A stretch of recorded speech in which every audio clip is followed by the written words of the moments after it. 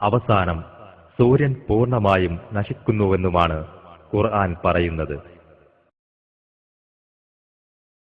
പദങ്ങളുടെ ആവർത്തനം. നാം ഇതുവരെ വീക്ഷിച്ചുകൊണ്ടിരുന്ന ഖുർആനിലെ അത്ഭുതങ്ങൾക്ക് പുറമെ വിസ്മയകരമായ ചില ഗണിതശാസ്ത്ര സവിശേഷതകൾ കൂടിയുണ്ട്. ചില പദങ്ങളുടെ ആവർത്തിച്ചുള്ള പ്രയോഗം ഇതിനൊരു ഉദാഹരണമാണ്. ചില പരസ്പര ബന്ധിതങ്ങളായ പദങ്ങൾ ഒരേ അനുപാതത്തിൽ തന്നെ ഉപയോഗിക്കപ്പെട്ടത് അത്യധികം വിസ്മയകരമാണ്.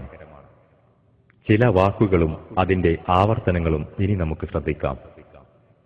ദിവസം എന്ന പദം 365 തവണയും അതിന്റെ ബഹുവചനമായ ദിവസങ്ങൾ എന്ന പദം 30 തവണയുമാണ് ആവർത്തിക്കപ്പെട്ടിരിക്കുന്നത്. ചന്ദ്രൻ എന്ന പദം ആവർത്തിക്കപ്പെട്ടിരിക്കുന്നത് 12 തവണയാണ്. ശിക്ഷ എന്ന പദത്തിന്റെ ആവർത്തനം 117 തവണയാണെങ്കിൽ ഖുർആന്റെ ഒരടിസ്ഥാന സ്വഭാവമായ മാപ്പ് എന്ന പദം ഉപയോഗിച്ചിരിക്കുന്നത് അതിന്റെ ഇരട്ടിയാണ്. ഇഹലോകം എന്ന പദവും പരലോകം എന്ന പദവും ആവർത്തിച്ചിരിക്കുന്നത് ഒരേ അളവിലാണ്, അതായത് 115 തവണ. 7 ആകാശങ്ങൾ എന്ന പദം 7 തവണ ആവർത്തിക്കപ്പെടുമ്പോൾ ആകാശങ്ങളുടെ സൃഷ്ടിപ്പ് എന്നതും 7 തവണ തന്നെ ആവർത്തിച്ചിരിക്കുന്നു.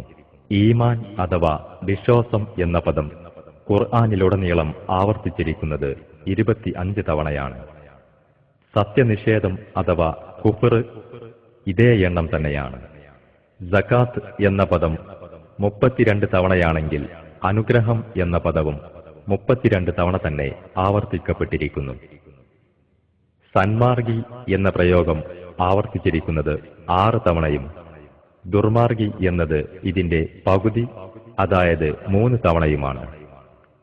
മനുഷ്യൻ എന്ന പദം ഉപയോഗിച്ചിരിക്കുന്നത് 65 തവണയാണ്. മനുഷ്യ സൃഷ്ടിപ്പിന്റെ ഘടകങ്ങളെ സംബന്ധിച്ചുള്ള പ്രതിപാദ്യങ്ങളുടെ ആകെത്തുകയും ഇത്ര തന്നെയാണ്. കര, കടൽ,